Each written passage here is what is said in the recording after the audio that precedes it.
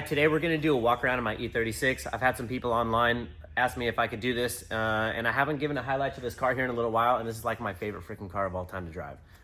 So E36, it's gone over a lot of changes over the years. So I bought this thing in 2017. It had no interior in it. I bought it for $1,600 from one of my buddies. It started life as a 325 IS, so it's an OBD1 car with a 2.5 in it. Get drag transmission, so not even a ZF box, and all, basically like the most basic version of an E36 you can get. When I moved to California in 2018, I drove this car from Washington State to Southern California. Got a speeding ticket on the way down, but in Oregon somewhere, but that's neither here nor there. So I'm gonna do a walk around in this thing, and I'll tell you guys a little bit about it and see what's up.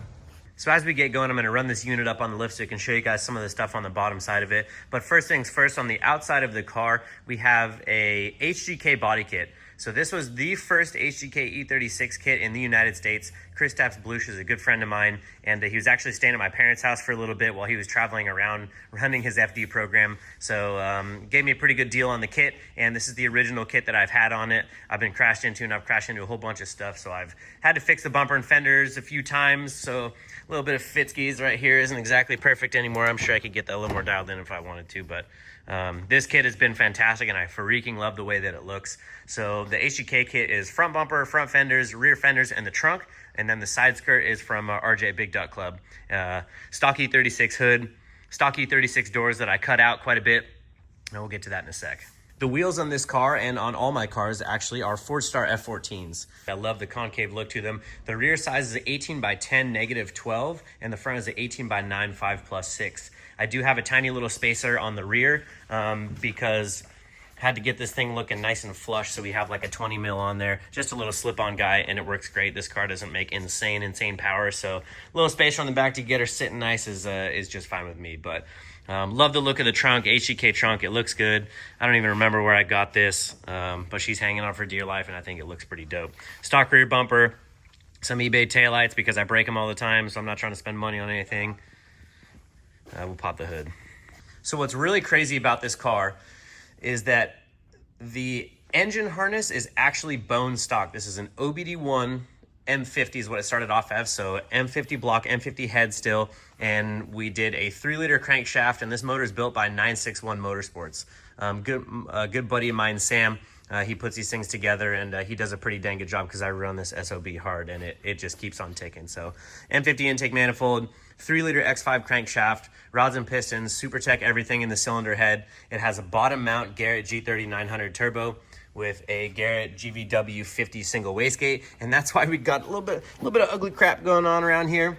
But you'll notice that this is stock because the coolest part about this is Link ECU makes what's called a plug-and-play ECU for this thing. So you literally take this dude out of here, you take the stock ECU, throw it in the trash, you take the case, and you slip it over the Link ECU, you drill a hole in it for CAN Lambda, you drill a hole in the case for boost reference, and then we did, here's your CAN Lambda deal, just zip tied up right there, Link ECU. And this is a stock engine harness, which is absolutely nuts. So stock sensors on the head, stock wiring harness, stock. We have a radium fuel rail on this thing. We have some eBay 90-pound injectors. Don't know how those dudes are still ripping. Radium crankcase vent. We just did, there's like a little plate on the inside of the valve cover in here to keep the oil separated. We run it forward, ideally on this car, and it just spits a lot less oil out that way. The manifold is a eBay top mount manifold because I was like, I'm going to top mount this thing because it looks cool. And I put it in there, and I couldn't do it. I just couldn't do it. I didn't like the way that it fit. I would have had to move all the radiator, everything, and all this plastic end tanks and all this kind of junk, which will get removed one of these days. But the cooling system in this car works absolutely fantastic. Like driving Grid Life Laguna Seca, I can smack this thing off the limiter for lap after lap after lap, and it just barely gets hot. I do not understand anybody who takes a stock cooling system out of your BMW E36, you're nuts, because this works freaking insane. I love it.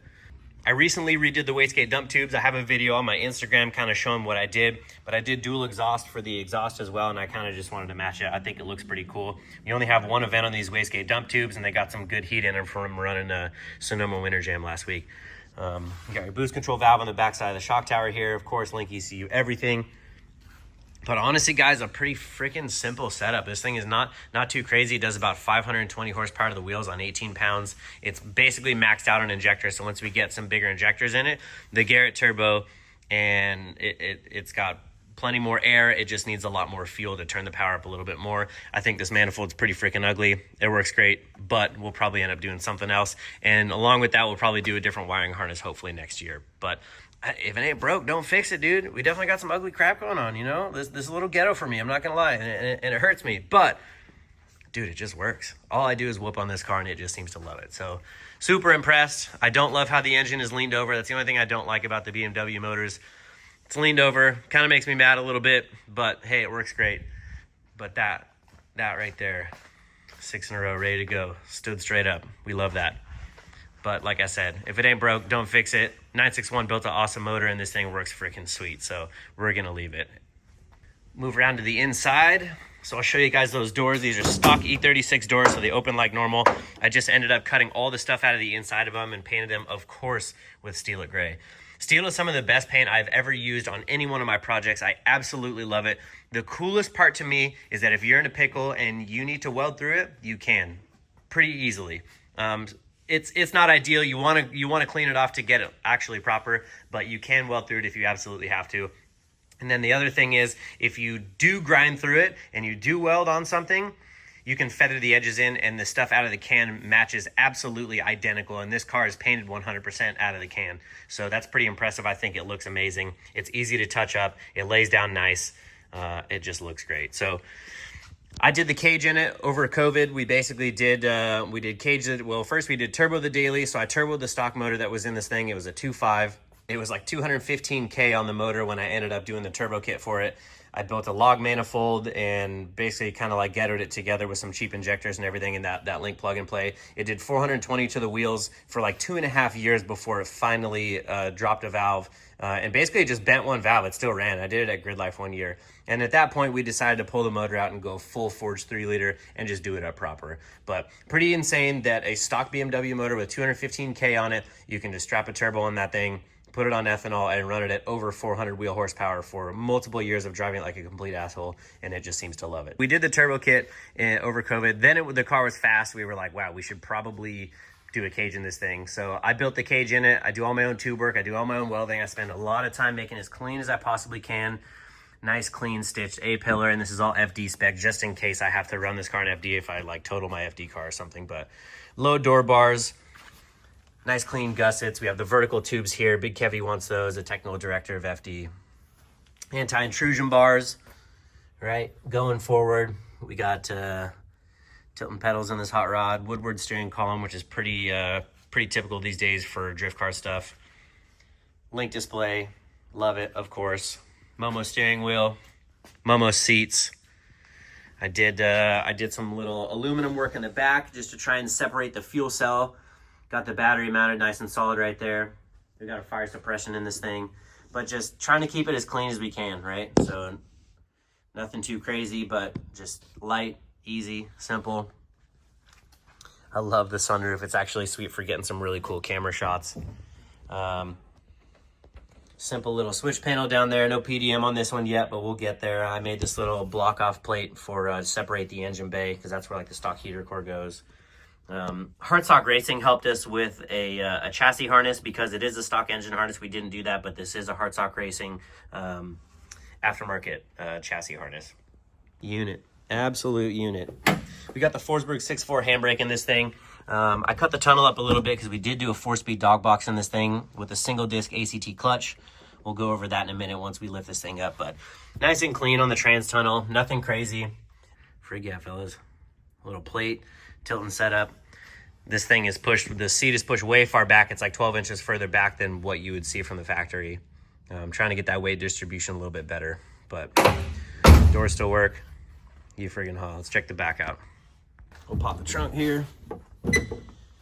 So same thing, keeping it kind of clean. Obviously Steel It Gray on everything. Absolutely love that color. I got a bead roller, so I was going ham with the bead roller. So I made this plate down here for the where the spare tire used to be. The battery used to be there. I made that, welded it in, cleaned it up all nice. We have a diff vent right here mounted to the radium fuel cell. This is our fuel, where you add the fuel right here. So you just pop the trunk, this thing comes out, and then we have like a quick fill that goes on here. Little vent, fills it nice and easy. But nothing crazy, man. The radium stuff is freaking awesome. I run it in all of my cars and I absolutely love it. I love the black. I love the simplicity. They make nice billet machine parts, anodize everything. You have your filter, and then this is a heat sink as well. Try and keep the fuel cool as it's going to the engine. But overall, just try and keep it as clean as we can.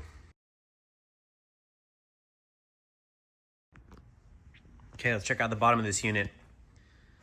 First things first, you'll notice the FDF steering kit attached to motion control suspension shocks. This setup right here has been my favorite setup I have ran, and I truly love it. I really do. So this little billet clevis piece that goes on the end of the rack, there's a bolt that goes in there. So dual shear clevis, super freaking cool. So if you bend a tie rod, you bust that bolt out and you bust that bolt out and your tie rod comes out. We have spares, right? I love the dual shear setup. I love the Ackerman setup. This is an E36 FDF fully fabricated knuckle. So there's no factory suspension on the front of this car. So it's not like a bolt-on piece that goes on the bottom of the factory knuckle. And dude, these MCS shocks, these are their two-ways. This is a game changer right here. What was crazy to me is when I first started driving on the MCS shocks, I could not believe how much more smooth it was, right? Like I went and drove our local track, Willow Springs, and I was like, whoa, they must have repaved it. The track is way smoother. And I get out and I'm like, nope, they didn't repave it. These shocks just smooth everything out, and I'm so freaking impressed. I swear to you guys, these things are the tits. I love it. We're running Parshot Max brakes on this thing, the Z32 calipers. We've been running them for years. They work great. On the front of this car, we run a GT Radial SX2RS 255/35. It's the same front tire that we run on the FD car. They work fantastic, good front grip. A stock E36 subframe. This is actually an E46 rack, if I remember correctly. I'm pretty sure the E36 racks are progressive, and we don't really like the way that feels, so we run an E46 rack, but a bone stock subframe at that. Stock steering pump, because this pump and setup was made for this rack, so that's all stock. It works fantastic. I've never had an issue with it, and once I do, I'll probably change it, but literally it works dialed. One time I had one of these pumps separate right here and start leaking, but I don't know, besides that, I mean, you can't hardly be mad at it. That pump probably had 220,000 miles on it and me drifting on it a lot of that time. So stock pump, stock rack, stock reservoir, stock alternator, stock pan, stock damper. I mean, like a bunch of stock stuff on this thing. Pretty crazy. So moving over here, you can kind of see the Garrett G3900. We had an issue at Grid Life Laguna Seca where the Turbski got a little HOT, and believe it or not, and it burnt this line. So this is a BMRS line. We went down the road and they made it for us. And we put this on before last event, which was Sonoma Raceway Winter Jam, and doesn't really seem to care about the heat. So that's good. We got water lines coming around to the front side of the motor. The intake is a little bit tight on here. We have a K&N intake on this thing with a little sock. It's a little tight, but you know, bottom mount life, right? And there's your intercooler charge pipe going over to a intercooler. And then the other one comes up to the intake, obviously. On this one, when we did the 4-speed in it, so it's a 4-speed Andrews dog box, so it's called the A431 4-speed dog box. We did the SFI bell housing because if we had to run this car in FD in case I crashed this one too bad, we have that option. Still needs a drive shaft hoop, but I could do that pretty easy. As far as the clutch goes, this is a ACT single disc clutch. This car at 520 to the wheels, I've never had a clutch issue with this thing since I switched over to the dog box. Very, very, very happy with that ACT clutch. You can see that their signature yellow up in there. Works awesome, feels great. Honestly, like very, very impressed. It's amazing that a single disc can hold that kind of power, and it really does just feel like a stock clutch. As far as the trans mount goes, I got lucky enough. This is the stock E36 transmission mount that I just modified. I added this plate on there with the rubber bushing for the Andrews box, but it fit and it worked. I kind of thought I was going to break it, but I haven't broke it yet at over 500 to the wheels. So until I break it, I'm probably just going to leave it. And then if I do break it, I'll probably just make one out of steel. But yeah, it's actually a stock trans mount. A little bit of clearance issue there. It's a little close, but I don't know. Seems to drive great. A couple little plates on here, a couple little TIG welds. Easy, good to go. I just remade the exhaust on this thing. TIG welding and stainless TIG is kind of my jam. So I wanted to do a dual on this one, but it turned out really freaking good. So dual all the way back, dual axle dumps. I think it turned out fantastic. I'm super proud of it. Stainless is not cheap these days, ladies and gentlemen. Like that's probably at least $1,000 in material, which blew my mind, but whatever. So drive shaft shop drive shaft. We run that in all my cars. Moving back, We have Winner's Performance quick change differential. This is a factory E36 subframe that I modified the crap out of. I got a plate kit from my buddy and made this diff fit in there. It's not very easy, but it is worth it because when you're able to bust this back cover off, it makes it super sweet to be able to change the gear ratios and dial it in. And one cheat code that I'm gonna tell you guys, if you all have an E36, this is a stock E36 M3 axle. Believe it or not, it bolts up to the flange on the quick change and it bolts up and fits absolutely perfect. I have never had an axle issue in this car since I have gone to the M3 axles. Bone stock axle, blows my freaking mind. 520 horsepower to the wheels on sticky GT radial tires. No issues ever. If I ever do have an issue, of course, I'm going to do drive shaft shop axles because that's what we run on the FD car. But I've never broken one of these stalkers, which is absolutely nuts.